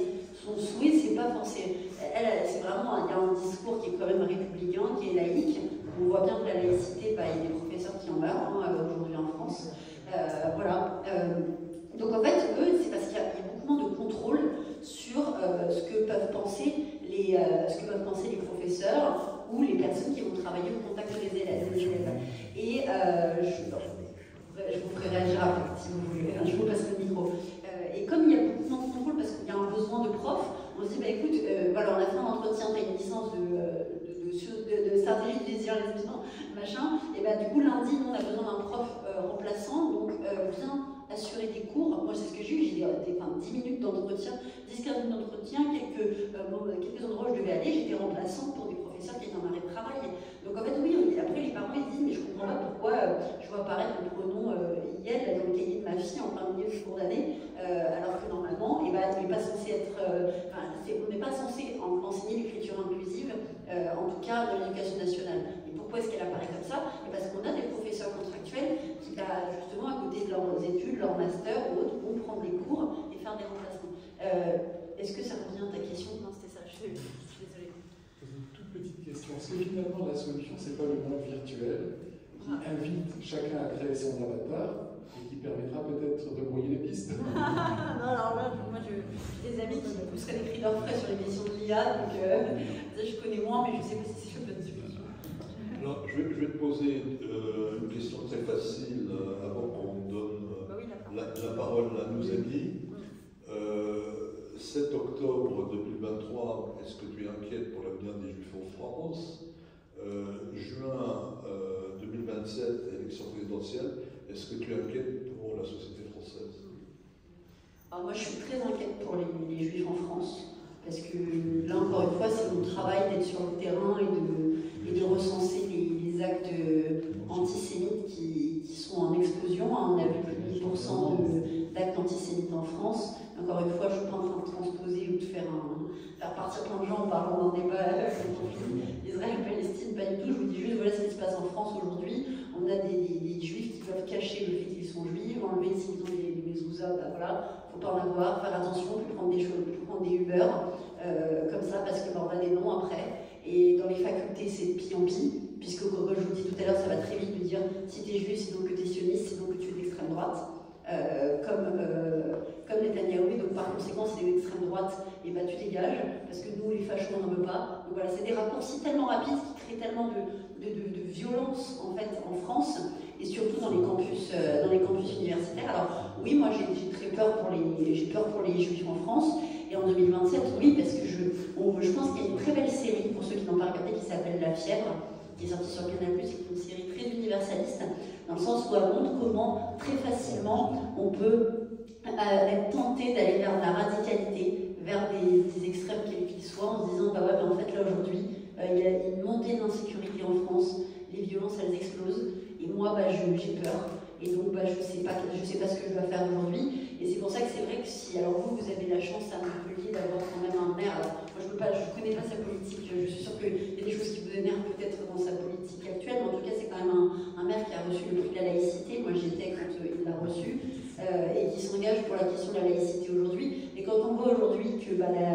défendre la laïcité, ça tue des profs, ça tue des journalistes, ça tue beaucoup de monde, et bah, on peut se dire au moins espérer et se battre pour ces valeurs-là que sont l'universalisme. Et en tout cas, la laïcité, moi, c'est ce que j'essaie de faire. Merci Nora. Alors, donc, je vais vous proposer de poser des questions, des vraies questions, hein, pas des conférences. Donc, vous êtes gentils. Alors, comme on a des problèmes d'acoustique, vous allez venir jusqu'à ici, si vous voulez bien, ce sera beaucoup plus facile. Monsieur, s'il vous plaît. Merci pour votre intervention. Une remarque, déjà, et une question peut-être. La remarque, c'est, venant moi-même du milieu universitaire, que je connais très bien, je constate que ce ne sont pas les profs contractuels qui sont les plus dangereux, mais déjà les profs existants qui posent problème, et qui posent de gros problèmes. Une vice-présidente d'université qui est particulièrement bien placée aujourd'hui, qui s'appelle Sandrine Rousseau, qui est professeur d'université, donc quand même qui a un niveau suffisant, qui a pris des options aussi radicales, me semble très très dangereux. Donc il ne faut pas jeter la pierre au seul au seul contractuel. Les contractuels, effectivement, peuvent poser problème, c'est clair, comme tout un chacun, mais les titulaires sont encore plus dangereux parce qu'ils sont pérennes. Ça, c'est marrant. Maintenant, en ce qui concerne la question, j'entends bien que les juifs sont hors échelle, comme dans le temps on dit hors classe. On ne les classe pas. On va classer les noirs, on va classer les arabes, etc. Mais les juifs, non, on ne les classe pas. Par défaut, ils sont comme ils sont. Ma question, c'est où sont-ils? Ma question c'est, depuis des siècles, où sont-ils? Pourquoi vous avez pas la réponse, je le sais, mais je préfère poser quand même la question. Pourquoi les Juifs? Alors, depuis des siècles, encore une fois, je suis journaliste de civilisation, je suis pas historienne, je ne pourrais pas débattre là-dessus. En tout cas, aujourd'hui, on voit même qu'au sein des luttes, et là, je vais vous dire encore une fois, vous avez bien vu, je dis juste des faits. Aujourd'hui, dans les luttes françaises juives, il y a même un schisme parmi elles, puisqu'il y a des collectifs qui sont lancés. Il y a le collectif donc Nous Vivrons, dont je vous parlais tout à l'heure. Il y a d'autres collectifs qui ne sont pas forcément d'accord avec eux, surtout, qui est un collectif qui répond plutôt d'une gauche, limite pas loin de l'extrême gauche, mais qui trouve aussi qu'il y a une montée de l'antisémitisme en France et qui la dénonce. C'est le collectif qui s'appelle le collectif Golem. Il y en avait pas mal d'autres qui montaient et qui n'étaient pas toujours d'accord les uns les autres. Mais après le 8 mars, où il y a eu l'exfiltration des femmes juives de la manifestation, là ils ont commencé tous à se dire quand même il y a un souci. Et même si nous on est antifascistes et qu'on lutte contre le racisme, contre le gouvernement français et tout ça, on est quand même censé, enfin, concrètement on reconnaît qu'il y a un antisémitisme. Et il y a de l'autre côté quand même des juifs qui sont eux, qui se revendiquent comme antisionistes. C'est un collectif qui s'est lancé, qui s'appelle le collectif Tzedek, si je ne me trompe pas. Et ce collectif-là, lui, il a décidé de prendre fait et cause pour LFI, pour LFI, expliquer que eux, justement, ils sont juifs, mais ils sont déconstruits, ils ont travaillé sur leurs privilèges, et que par conséquent, ils ne peuvent que soutenir les combats et ce que présente LFI, et notamment Madame Rima Hassan. Là, on pourra en parler encore des heures. Donc là, aujourd'hui, où ils sont, eux-mêmes au sein de leur lutte, et ben, ils ne sont pas tous d'accord les uns les autres. Donc voilà. Il y a d'autres questions? D'autres questions? Oui. Sauf sinon, peut-être si vous parlez suffisamment fort, vous pouvez venir au micro, n'est-ce pas?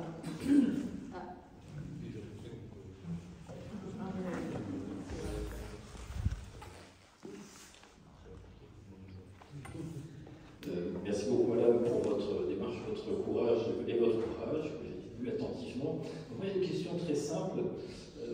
Vous avez parlé à la fin de votre ouvrage de quelques militants qui, en tout cas pour moi, sont plutôt sympathiques parce qu'ils sont à la fois honnêtes et intelligents.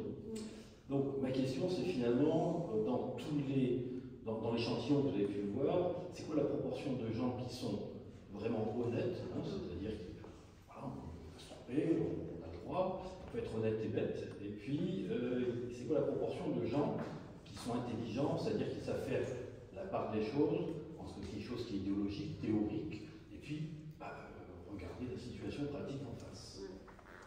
Ça va être compliqué, c'est une très bonne question, parce que c'est vrai que j'ai parlé tout à l'heure, je reste un portrait des luttes militantes comme étant très radicales, mais j'ai donné aussi la parole dans mon livre à beaucoup de militants engagés pour les luttes, dans les luttes antiracistes, LGBT, féministes, qui le sont toujours, mais qui se sont dit, bah non, on va monter des collectifs autres, parce qu'on ne se reconnaît plus, que nous, on veut défendre quand même des valeurs républicaines, de démocratie, de laïcité. Donc on va en faire de cet universalisme le vecteur de nos associations, parce qu'on n'arrive plus à œuvrer dans les autres luttes. Et je dirais qu'en fait, je dirais qu'ils sont quand même plus nombreux, mais c'est juste qu'ils n'osent pas trop sortir du bois, entre guillemets, parce que c'est très dur de s'opposer déjà, comme tout se joue beaucoup sur les réseaux sociaux, ça donne vraiment un effet loupe. On connaît que qui est le propre du réseau social, qui est d'amplifier quelque chose qui, dans les faits, n'est pas à ce point-là. Donc, par conséquent, on se dit, s'il y a autant de gens qui vont liker tel ou tel post, qui vont commenter, qui vont s'abonner, et moi, je suis peut-être minoritaire, et par conséquent, je ne vais pas trop m'opposer plus fermement. Et finalement, quand ils le font, ils se rendent compte qu'il y a beaucoup de gens qui sont pas d'accord avec tout. Et on parlait quand même de Madame Sandrine Rousseau, mais Sandrine Rousseau, elle s'est opposée à plusieurs reprises, quoi qu'on en dise, si je veux être honnête, à ce que disaient les autres membres de la NUPES. Et elle s'est positionnée, elle a dénoncé les agressions sexuelles commises sur les femmes lors du 7 octobre, et à plusieurs reprises d'ailleurs. Et alors ça, elle s'est même justement attirée l'ire de ceux de son groupe pour l'avoir fait. Donc c'est juste pour vous expliquer que ça dépend.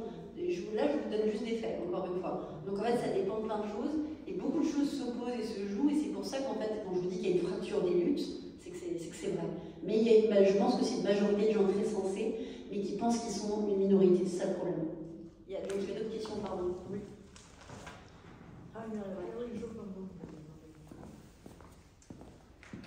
Bonjour, je vous remercie pour votre exposé. Personnellement, je suis très inquiet. Depuis la Seconde Guerre mondiale, on n'a jamais été dans une position si délicate pour les Juifs dans le monde. Les 3/4 des pays dans le monde sont antisémites, détestent Israël et détestent les Juifs. En Europe, vous avez des pays comme l'Espagne, comme l'Irlande, comme la Norvège, comme la Belgique, qui sont antisémites, qui détestent Israël. Ils le disent. Je veux dire par là, qu'est-ce qu'on a? On n'a plus personne qui nous soutient. Même aux États-Unis, on n'a pas grand monde. Même aux États-Unis, la moitié des gouvernants ne nous soutiennent pas. Alors, je suis pessimiste personnellement, entouré comme on est avec tous ces pays arabes qui nous harcèlent en permanence, et avec ce qui nous est arrivé, c'est-à-dire ce qui est arrivé en Israël, au lieu d'être soutenu, on n'est pas soutenu du tout, hein, avec le massacre qu'il y a eu des 1000, 1200, 1400 personnes massacrées, démembrées, brûlées dans des fours, etc. Hein, on n'a personne qui nous soutient. Et donc je suis personnellement pessimiste. Alors, ce que je propose, parce que le temps tourne, c'est des questions. Des questions, et donc, allez, vous arrivez tous les 5, on va faire une manif.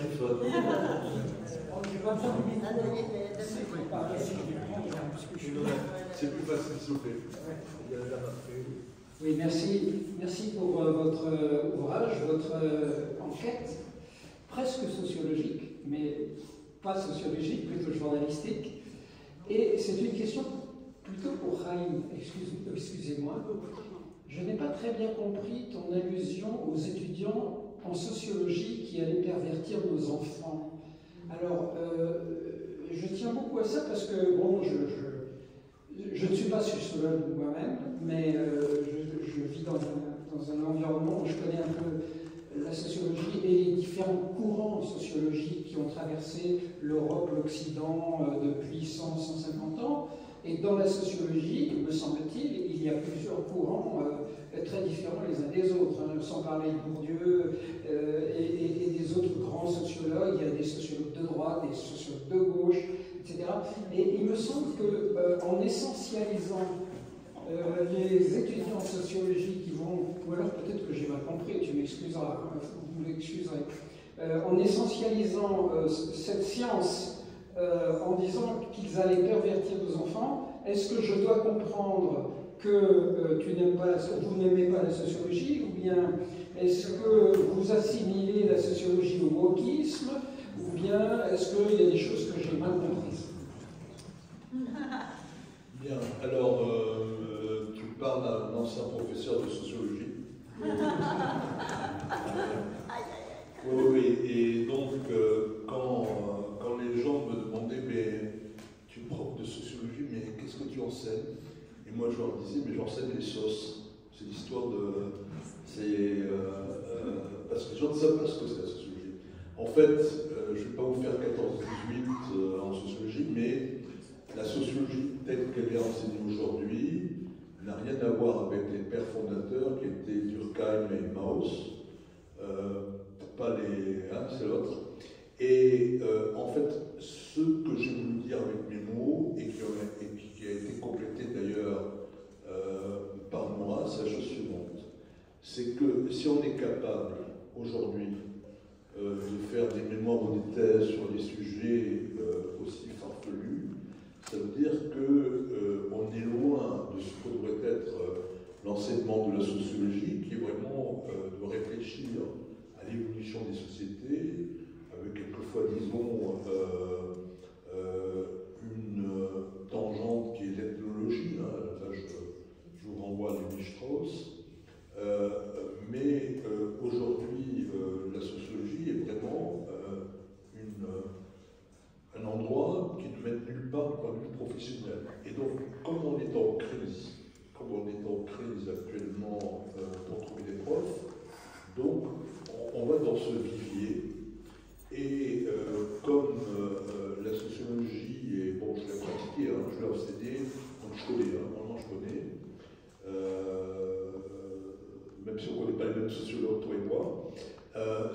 dire, c'est que malheureusement, il y a beaucoup d'orientations politiques, idéologiques, qui fait craindre que, au-delà, je dirais, des études en sociologie, tous ces profs, non même pas, tous ces étudiants qui, au bout de quelques temps, sans avoir, je dirais, une formation pédagogique, vont devenir les enseignants de nos enfants, c'est ça qui est très dangereux, parce qu'ils font passer des idées extrêmement permissives pour la société française. C'est ça que je voulais dire.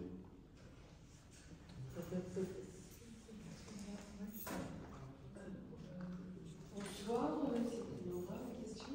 Je voulais savoir aujourd'hui, est-ce que vous êtes menacé du fait que vous avez en quelque sorte trahi ce groupe? Est-ce que vous avez des menaces qui vous sont faites? Merci beaucoup pour cette question. Oui, alors moi, dès que le livre, avant même que le livre sorte, j'ai reçu tellement de menaces de mort et d'harcèlement en l'espace de 24 à 48 heures qu'on a dû suspendre au moment de la sortie toutes les rencontres en librairie. Moi, j'ai eu la chance que les médias avec lesquels je collabore se positionnent et m'apportent leur soutien. J'ai été, oui, tentative d'agression lors d'une conférence que j'ai pu faire. Je ne parle pas de personnes qui s'énervent et qui partent, c'est pas un problème, c'est vraiment des gens qui essaient de me foncer dessus pour me faire taire. Heureusement qu'il y avait une de mes consoeurs, Florence Bergeau-Lacleur, qui était présente sur place, et elle-même allait sous protection policière, donc son officier de police judiciaire a pu intervenir et me protéger alors qu'il était là pour elle. Et voilà, oui, j'ai régulièrement des menaces, encore plus, parce qu'en fait, le problème, c'est qu'il y a beaucoup, je vais le dire très clairement, il y a beaucoup de gens qui pensent que je suis juive et que je suis israélienne et que je suis journaliste israélienne, alors que déjà pas du tout, je suis ni juive ni israélienne, je suis pas journaliste israélienne. Et en fait, je reçois presque quotidiennement des salles juives tous les jours, beaucoup de menaces en disant t'es une sale journaliste juive, on va te tuer. Enfin voilà, c'est beaucoup de messages, c'est beaucoup de ça pour dire des réseaux sociaux. Donc en soi, moi, je n'ai pas nécessité, on m'a proposé d'avoir une protection, j'ai pas demandé à l'avoir, mais c'est vrai qu'il y a des manips, des événements où il faut faire attention, et oui, on peut dire que c'est une menace dans le cadre de mon travail de journaliste. Donc merci de m'avoir demandé. Il y a une question. Et après, monsieur derrière. Oui, tout derrière. Merci. Moi, je vais encore aborder dans le sens pour la sociologie, mais dans le sens où ce qui m'inquiète, moi, c'est quand on commence à critiquer complètement la sociologie, c'est qu'on commence à être dans une vraie crise démocratique. Et dans les pays non démocratiques, il n'y a pas de sociologie, hein. Il n'y a pas de sciences humaines, il faut bien le savoir. Qui est un relativisme absolu dans des courants de pensée sociologique, je suis d'accord. Certains courants se sont perdus, mais il y a aussi beaucoup d'instrumentalisation politique des travaux en sciences sociales. Et je crois qu'il y a une différence à faire entre un certain nombre de crises, hein, que ce soit des crises de concurrence de victimes, c'est pas négligeable, une crise économique et de renforcement des inégalités, et qu'on est sur des questions plus sociétales, comme on dit maintenant, c'est-à-dire de redéfinition du genre, des limites du genre et des frontières, et ce que ça représente au niveau anthropologique.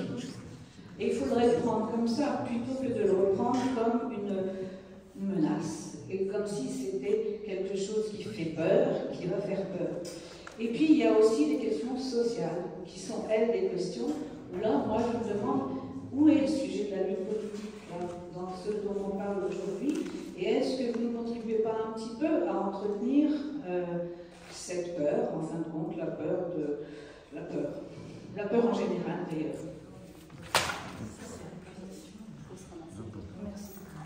Alors, moi, je ne peux pas dire que je contribue. Enfin, si je contribue à la peur, parce que je suis journaliste.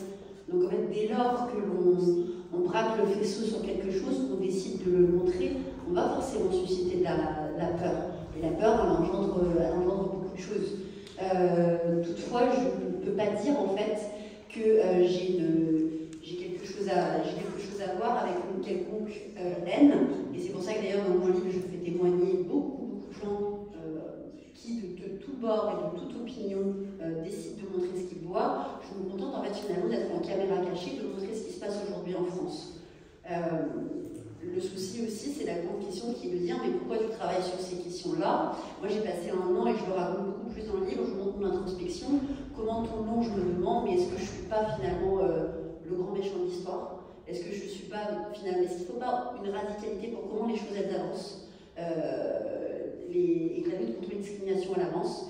Et c'est ce que j'essaye, c'est ce à quoi j'essaie de répondre dans le livre avec beaucoup de nuances. Alors justement, c'est ce qui m'a été reproché, à contrario de ce que vous dites, à la sortie de mon livre. Moi j'ai été beaucoup accusée par une droite identitaire d'être trop frileuse, d'être trop nuancée, même lâche, de ne pas nommer les choses, c'est vraiment ce qu'ils disent, d'être trop, comme ils disent, gauchiste, c'est le terme aussi qui a été dit.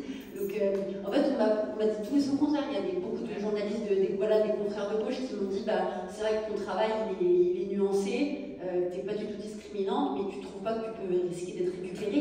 C'est la grande phrase, es-tu récupéré? Et moi justement, c'est ce que j'ai dit, moi je connais très bien ceux de la rédaction de Charlie Hebdo.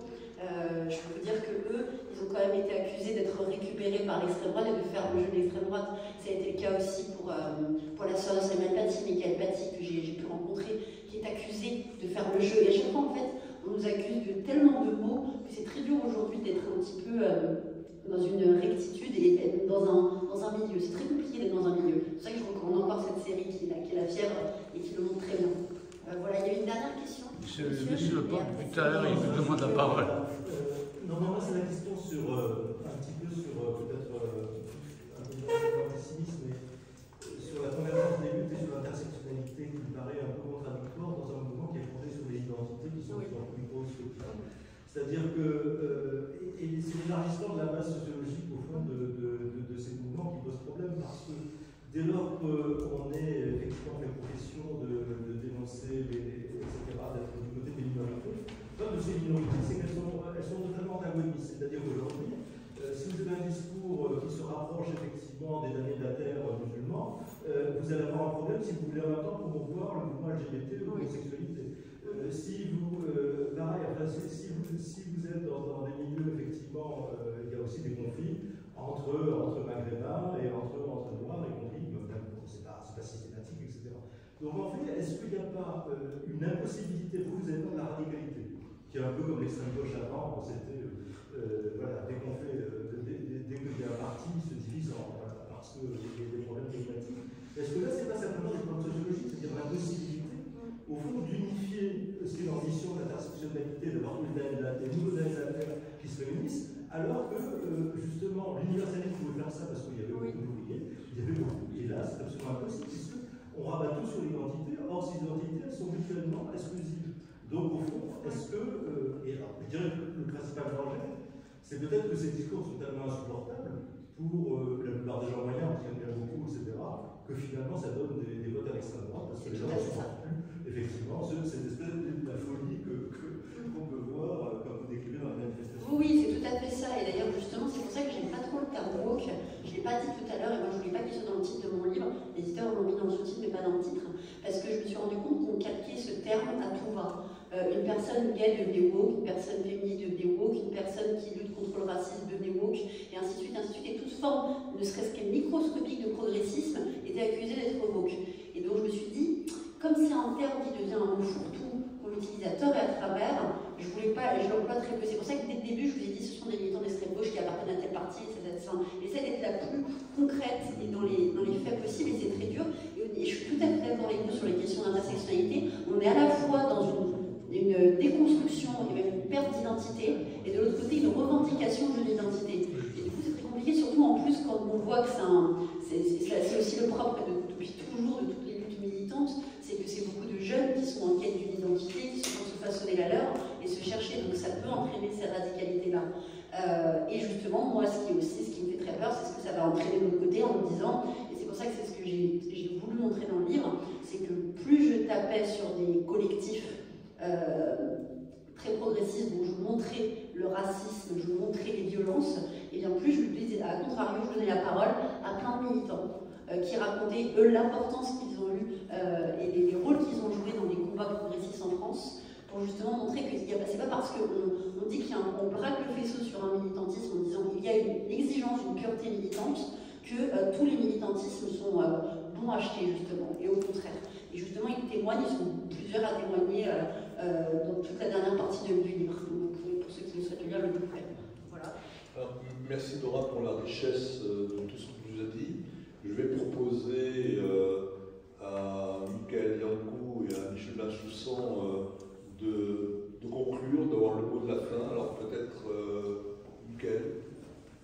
Je voulais vous féliciter pour ce travail, pour le courage que vous avez eu et pour l'éclairage, parce que le mot ça veut dire éclairer, vous apportez un éclairage important. On va aller lire et relire cet ouvrage, je pense, dans les années à venir, et peut-être que, et sans doute, votre livre fera date.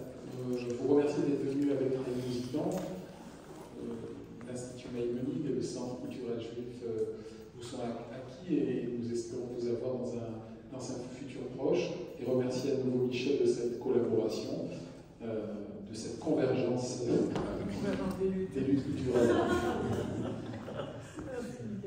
Au moins, très brièvement, je vais d'abord remercier Nora de nous instruire sur ce mouvement, voilà, qui est assez complexe en fait. Raïm, bien sûr, concernant de questionneurs, et puis le public.